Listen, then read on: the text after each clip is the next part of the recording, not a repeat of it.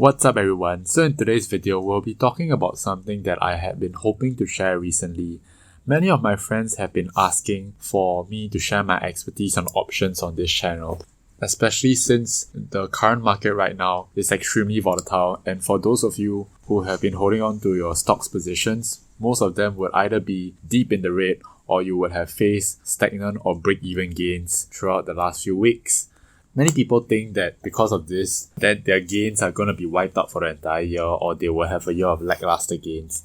This really doesn't have to be the case because there are many other financial instruments and asset classes that we can make use of to change the stock volatility into a supposed gain for everyone. And one of those ways is options. And this is one of the fundamental reasons why I have decided to dedicate the rest of my time into creating one of the most professional and tailor-made options masterclass for all of you here who have been supporting our channel all this while.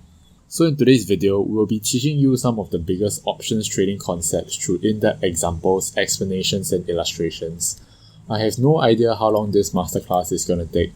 It could be anywhere from as short as 10 episodes all the way to 50, maybe even 70 episodes, because the thing about options, and in fact any other non-stock financial instrument in general, is that there is so much to learn about all of them that even if you were to read every single textbook on all of them, you would still not be able to grasp the full entirety of how complex the instrument is.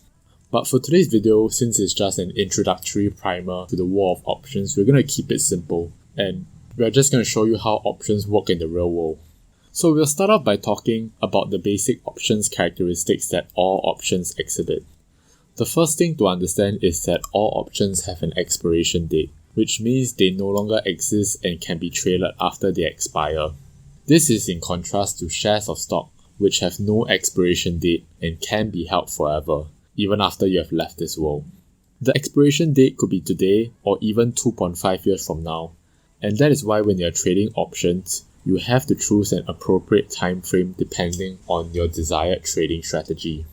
The second basic characteristic to understand is that all options have a predetermined strike price.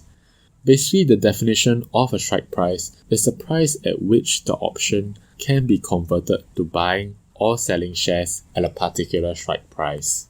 For example, if my call option was bought at a strike price of $105, I can use the option to buy shares of stock at the strike price of $105. This ability and characteristic of options will become incredibly valuable if the stock price went up to $120 and beyond, where we can then exercise the option and profit from the difference in the strike price and the actual price. The third and last main characteristic is what is known as the option contract multiplier. This is one of the most confusing aspects of options, and even though I have went through multiple explanations and teachings by various sources, I occasionally still fumble when trying to get it in my head or practice it. To understand this, let's dive into a basic example. If a stock is being sold on the stock market at $120, it means I can purchase it with exactly $120.